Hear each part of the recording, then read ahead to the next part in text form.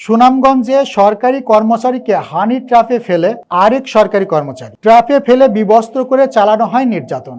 বিবস্ত্র অবস্থায় মারধরের ভিডিও ধারণ করে সেই ভিডিও সামাজিক যোগাযোগ মাধ্যমে ছেড়ে দেওয়ার হুমকি দিয়ে দাবি করা হয় চাঁদা।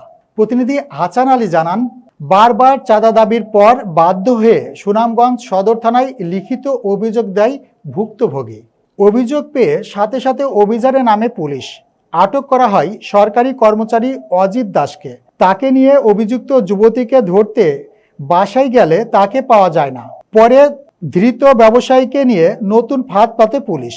অজিতের মাধ্যমে খবর পাঠানো হয় আরেকজন মক্কেল পাওয়া গেছে, যার মাধ্যমে আরও অর্থ আদায় করা যাবে। এই খবর পেয়ে ছুটে আসেন অভিযুক্ত যুবতী আসতেই আগে আটক করে পূর্ব থেকে ওত পেতে থাকা সদর থানার ভারপ্রাপ্ত কর্মকর্তা রতন শেখ এবং উপ পুলিশ পরিদর্শক জহির হোসেনের টিম।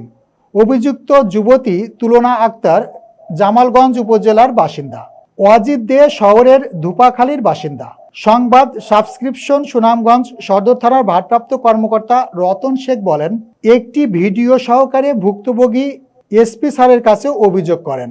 এসপি স্যারের নির্দেশনা পেয়ে আমরা মাঠে নামি। কৌশলে অভিযুক্ত দুজনকে আটক করতে সক্ষম হই। তাদের বিরুদ্ধে পরবর্তী আইনি ব্যবস্থা প্রক্রিয়াধীন।